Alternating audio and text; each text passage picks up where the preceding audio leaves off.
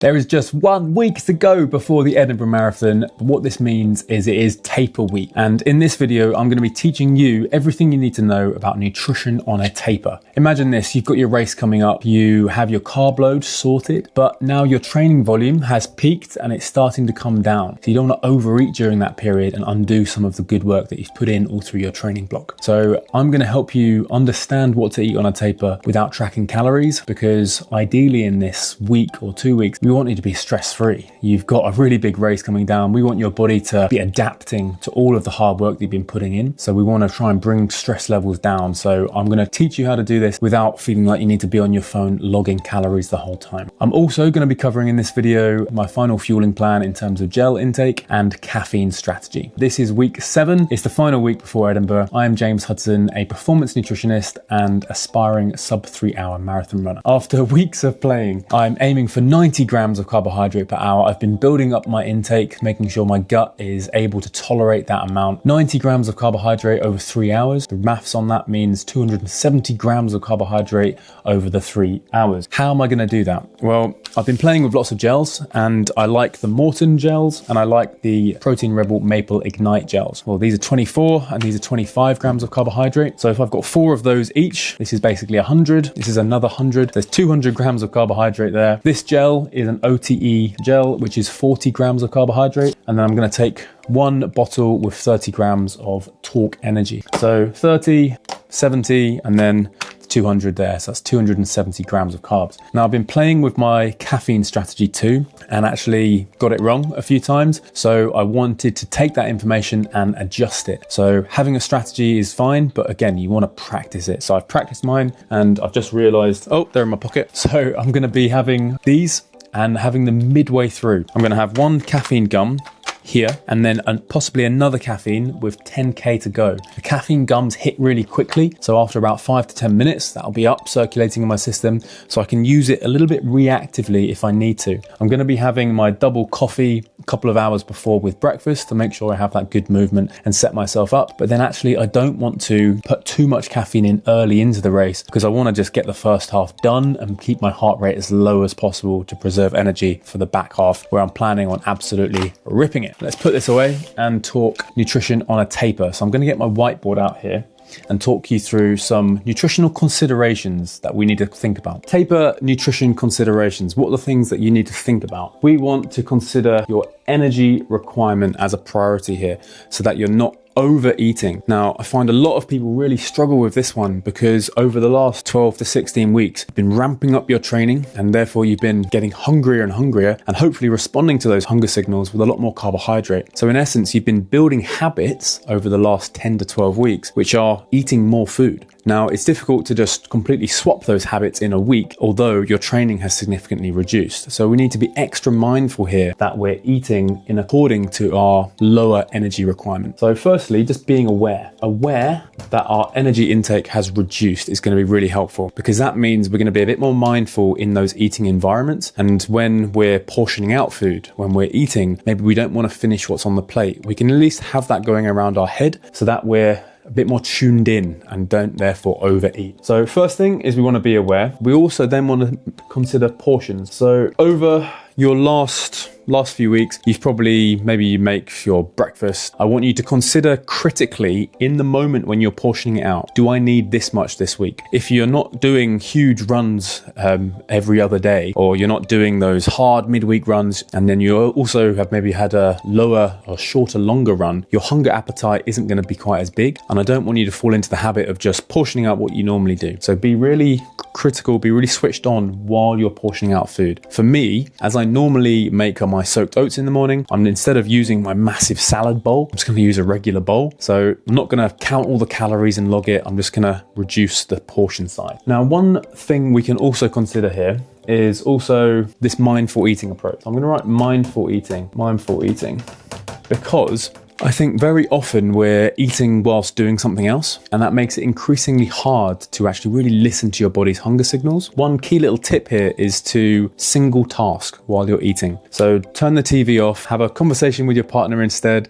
of just trying to maybe do emails, or maybe you're eating at work and you've got a packed lunch or a grab and go pret and then you're in a meeting. Let's try and, if we can, take your food outside, sit down and just focus on eating. You might realize then that maybe what you might normally have is a bit too much. Maybe you're feeling a bit full, and then you can have the rest of that later instead of your snack, and therefore bring energy intake down. So be really mindful when you're eating. So a second tip to help you manage your energy requirement is to increase the high fiber foods and increase your high water foods. Why? Because over the last few weeks, we've been eating increasingly more. Can't really adjust that in just a week. So we've got this habit of stretching the stomach a lot. So now we still want to stretch the stomach a lot to tell the brain that we're still eating a lot, but actually we're changing what we're eating, reducing the caloric intake by having food that's just higher in fiber and higher in water. What that means practically is we're just going to add an extra portion of veggies or a bit more vegetables to the plate, more whole grains, and more fruit coming in because they are high fiber, high water foods. That is going to drive up the volume, so it's going to keep us feeling satiated. Another consideration here on our taper week is to have lots of high protein foods coming in. During the taper, we're effectively super compensating. While you're training, you're effectively tolerating an increasing amount of load, and then you really drop all that training load and your body's thinking, oh great, finally. So then if we're able to fuel with lots of these recovery foods, lots of fruit and veg, but also lots of protein, our body can really get everything it needs. And because we're then not training, you super compensate. So your performance goes like this, and then you're suddenly peaking at the race. And that's exactly what we want. So basic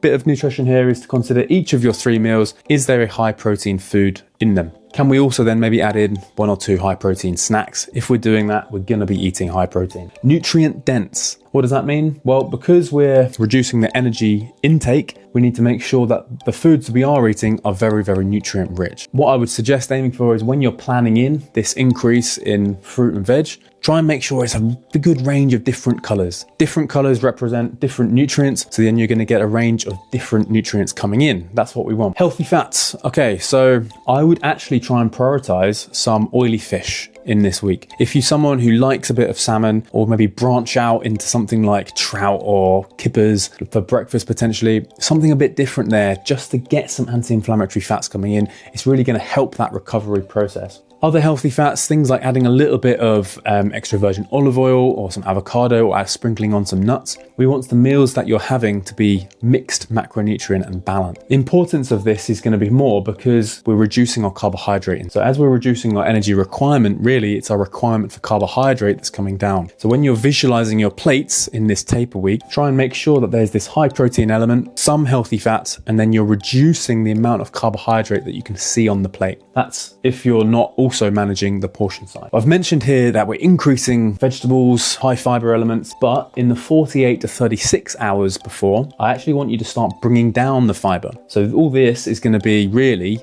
in, say, the first 4 days of your taper week. And then as you get close to your race, we want to bring this down. This is so that there's less gut weight or undigested food in your gut that could potentially cause GI issues. We then, 36 hours out, we're then going to start increasing our carb intake. So the carb load isn't just the 24 hours prior, not just the day before. Really start thinking about it 36 hours out and put in a little bit extra carbohydrate to that meal. The Edinburgh Marathon is on a Sunday morning. So all through my Saturday is going to be my carb load. That's going to be my 8 grams per kilogram of body weight. But then actually on the Friday evening, I'm going to ensure that there's a really high carbohydrate meal there. And I'm probably going to bring the fiber down on that one too. So keep it super simple, like some sort of rice dish. What you can't see written behind me is hyperhydration. Potentially, if it's going to be a hot one, I've actually looked at the forecast for Edinburgh and it doesn't seem like it's going to be super hot. But because I've got a very, very high sweat rate, what I'm going to do is a hyperhydration strategy. So Saturday evening, I'm going to drink one of these tablets mixed with 500 milliliters of water. And because that's a high strength sodium drink, it's going to effectively mean that I retain a lot of the water in that 500 milliliters. That's going to be good because then I'm going to expand my blood volume and my interstitial fluid volume a little bit. I'm then going to have that same mix with breakfast on the race day. I'm only going to drink that on the thirst, and I'm going to have that instead of other fluids I would have drunk. That's going to make sure I'm well hydrated and, if anything, hyper hydrated going in, so I'm not starting low, which could cripple my race. Hopefully this video has got you thinking about a few things to add in, or at least to be mindful of. If you don't normally plan your meals across the week, I would highly recommend jotting a few things down, planning in a few meals with more vegetables in the early phase so that you're getting that bigger volume, and reducing the carbohydrate intake to the reduced amount of running that you're doing. Plan in your carb load, make sure that all those foods are in your fridge, in your larder, ready to go. Or if you're traveling, they're foods that you can easily fit in a packed lunch. My final tips for you then, outside of race nutrition, or something that I've been working on, is my run playlist. So I'm actually going to be quite specific with this one. I'm not just going to whack a playlist on the day. I want to know what sort of genre, what sort of vibe I'm going to have, so that I can use it as a bit of a psychological weapon to keep me able to sort of tolerate the sort of heart rate that I need and give me that extra lift. So I'm going to be jumping on Spotify, and my plan is to have like pop music. I'm thinking like the Foals, I'm thinking Arctic Monkeys, something a bit upbeat, something a bit fun for the first half. And then my plan is to really pivot the genre and go into heavy drum and bass for the last half, so that I know when I'm getting to the 13 mile point and I'm going to have that playlist on, and I'm not going to have it on shuffle mode, it's just going to play through. When it gets to that halfway point, okay, things are changing. I'm going to take my caffeine, I'm going to have a slightly change in beat on the music, and I'm going to now be getting into my zone, and that's when the race begins really.